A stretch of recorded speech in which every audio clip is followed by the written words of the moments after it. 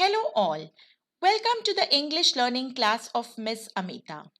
Let us learn verbs in detail with the help of some examples. Let us look at the first example. I accidentally locked the door. The verb locked shows an action of locking done by the person, that is the doer.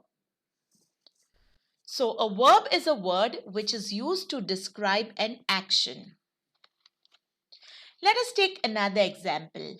The glass shattered with a loud noise. Here, the word shattered doesn't show any action done, but it shows the event that has taken place. Shattered is a verb which shows the event that has taken place. So, a verb is a word which is used to describe an event. Let us take another example. Nowadays, she feels angry all the time. Here, the verb feels neither shows an action nor shows any event that has taken place, but it talks about the state of mind of the girl. A verb is a word which is used to describe a state. A verb is a word which is used to describe an action, a state, or an event which has occurred. On the basis of whether a verb in a sentence shows any relationship with the subject, there are two categories of verbs: finite verbs and non-finite verbs. Let us see what are finite verbs. She calls her brother by strange names. The verb calls tells us that the sentence is in simple present tense. She called her brother by strange names. The verb called shows that the sentence is in past tense. So verbs show tense. She calls her brother by strange names. Here, she, subject, is singular. If we change it to plural, they call her brother by strange names. So when the number of the subject changes, the verb has to modify to agree with the subject. So verb agrees with number. She calls her brother by strange names. She is a third person. If we change it to first person, I call her brother by strange names. When the person changed from third to first in this sentence, calls changed to call to agree with the subject. So when the person changes, say from first to second or second to third, the verb also has to modify to agree with the subject. So verb has to agree with person. Let us take another example. We will show the decoration of the class to everyone. Will show is a verb that shows that the sentence is in future tense.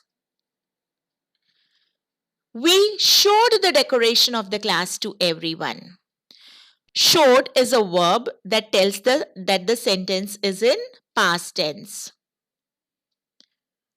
So verb shows tense. We show the decoration of the class to everyone. We, plural. If we change to singular, he, show change to shows to agree with the number. He shows the decoration of the class to everyone. Verb agrees with number.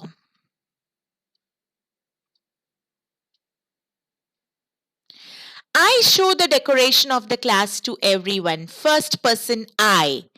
Show the decoration of the class to everyone. If we change it to third person, he. Show changes to shows to agree with its subject. That is when the person changed from first to third. The verb has to modify. So verb agrees with person. Finite verbs agree with the subject in terms of person and number, and it shows tense. Let us see what are non-finite or infinite verbs. Opening the door, she saw red scratch marks on the landing. Here, saw is a finite verb that shows tense. Opening is a verb.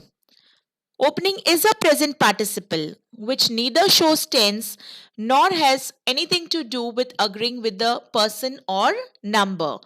Opening is a non-finite verb. I think sleeping is a waste of time. Think is a finite verb that shows tense. Sleeping doesn't show tense. I thought sleeping is a waste of time. Even after changing the tense, sleeping did not modify. So sleeping remained the same. So sleeping is a non-finite verb that doesn't show tense over here. Even after changing the number, that is I to they, singular to plural, they think sleeping is a waste of time. Sleeping is a verb that did not modify with changing the number. He thinks sleeping is a waste of time. When we change the person from I to he, that is first person to third person, sleeping remained as it is in the sentence. It is a non-finite verb. Let us look at another example. He likes to read different books. He liked to read different books. Like, likes, finite verb. To read doesn't modify with the change in tense. They liked to read different books. Even after changing to past tense, it didn't modify. Changing the number, it didn't modify. You like to read different books. For third person to second person, we changed. Still, it did not modify. So, to read is a non-finite verb.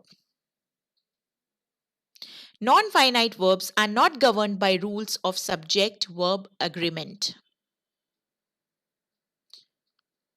Finite verbs are the verbs that agree with the subject in terms of person and number and shows tense, whereas non-finite verbs are not governed by rules of subject-verb agreement.